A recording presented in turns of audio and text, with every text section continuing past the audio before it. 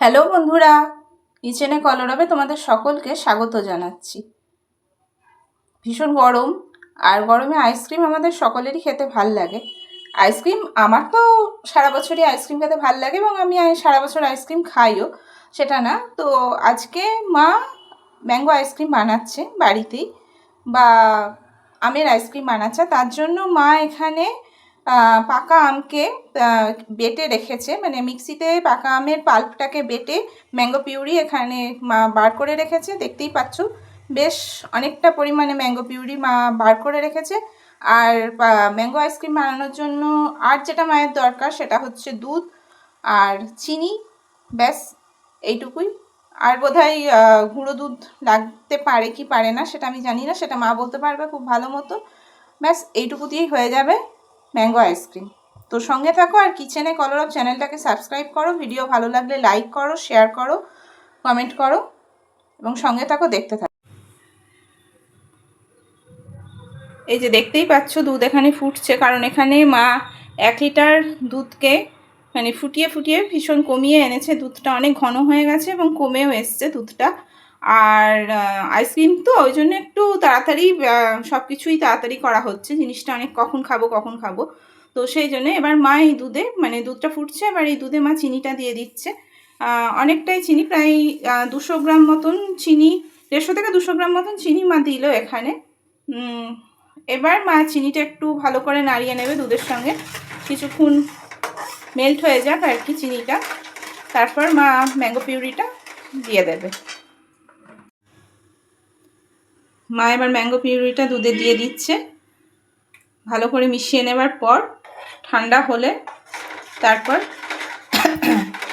একটা কাঁচের বাটিতে দিয়ে জ্বলতে দেওয়া হবে। দেখতেই পাচ্ছ যে এখানে কড়াইয়ে নাড়া হচ্ছে ম্যাঙ্গো পিউরি, তার সঙ্গে দুধ চিনি একসঙ্গে মিশিয়ে সমস্তটা নাড়া হচ্ছে কড়াইয়ে। কিছুক্ষণ নাড়া হয়ে যাবার পর ঘন হয়ে এলে, এটা যখন ঠান্ডা হয়ে আসবে, ঠান্ডা হয়ে যাবার পর পুরোপুরি ঠান্ডা হয়ে যাবার পর একটা বড় কাঁচের বাটিতে এটাকে ঢেলে দেওয়া হবে। তারপর তার মুখ এঁটে, একদম মুখ এঁটে ফ্রিজে জমতে দেওয়া হবে। এবং ফ্রিজে 8-10 ঘন্টা নিচে যে এটা হবে না সে তো বোঝাই যাচ্ছে। তো 8-10 ঘন্টা এটাকে আইসক্রিমটা জমতে দিতে হবে, তারপর আইসক্রিম তৈরি হয়ে যাবে, ম্যাঙ্গো আইসক্রিম। তোমরা কিচেনে কলরব চ্যানেলটাকে সাবস্ক্রাইব করতে থাকো এবং অবশ্যই ভিডিও ভালো লাগলে লাইক করো, শেয়ার করো, কমেন্ট করো এবং সঙ্গে থাকো। আর অনেক অনেক সাপোর্ট করো, ভালোবাসা দাও, সঙ্গে থাকো। দেখতেই পাচ্ছ যে এটা ঘন হয়ে গেছে। এবার মা এটাকে নামিয়ে দেবে, আর ঠান্ডা হোক, পুরোপুরি ঠান্ডা হয়ে গেলে তখন মা একটা বড় কাঁচের বাটিতে এটাকে ঢেলে দেবে। তারপর ফ্রিজে সেটাকে ঢুকিয়ে দেওয়া হবে এবং জমতে দেওয়া হবে 8-10 ঘন্টার জন্য, তবে গিয়ে ম্যাঙ্গো আইসক্রিম তৈরি হবে। ম্যাঙ্গো পিউরি একদম ঠান্ডা হয়ে গেছে, যেটা দুধ আর চিনি দিয়ে মা ফুটিয়েছিল এবং ঘন করে নিয়েছিল, তো সেটা পুরোপুরি ঠান্ডা হয়ে গেছে। এবার কাঁচের বাটিটাতে মা ভালো করে ঢেলে নিল।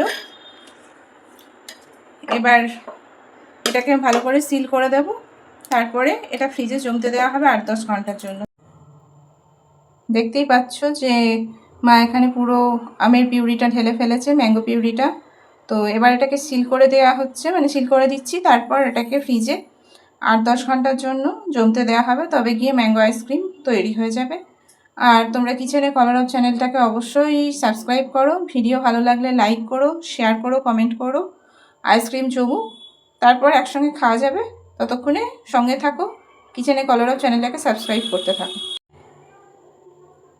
দেখতে পাচ্ছ এই যে ক্লিন পেপারটা দিয়ে এবার আমি এটাকে ভালো করে, আইসক্রিম বোলটাকে ভালো করে সিল করে দেবো, যাতে হাওয়া না ঢুকতে পারে, এবং হাওয়া ঢুকলে জিনিসটা ভালোভাবে জমবে না, আইসক্রিম জমবে না। তো ওই ক্লিন পেপার দিয়ে আমি ভালো করে সিল করে দিচ্ছি, তারপর ফ্রিজে জমতে বসিয়ে দেবো আইসক্রিম। ক্লিন পেপার দিয়ে এরকমভাবে এবার আমি টাইট করে সিল করে দিচ্ছি, যাতে হাওয়াটা না ঢুকতে পারে, কারণ হাওয়া ঢুকে গেলে আইসক্রিম জমবে না।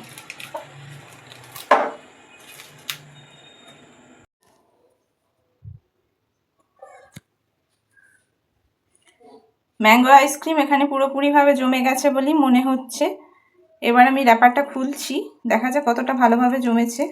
তোমরাও সঙ্গে থাকো আর কিচেনে কলরব চ্যানেলটাকে সাবস্ক্রাইব করতে থাকো। ভিডিও ভালো লাগলে অবশ্যই লাইক করবে এবং শেয়ার করো, কমেন্ট করো। তো আমি র্যাপারটা খুলছি আইসক্রিমের, দেখা যাক আইসক্রিম কীরকম জমেছে কি না। র্যাপার খুলে দিয়েছি, এবার দেখতে পাচ্ছ যে ম্যাঙ্গো আইসক্রিম সুন্দরভাবে জমে গেছে। এবার এটাকে কাটা হবে। ম্যাঙ্গো আইসক্রিম কিচেনে কলরব চ্যানেলটাকে তোমরা সাবস্ক্রাইব করো। ম্যাঙ্গো আইসক্রিমটা ভালোভাবে জমে গেছে এবং বাটিটা খুব ঠান্ডাও হয়ে গেছে। এটাকে এবার কাটা হবে।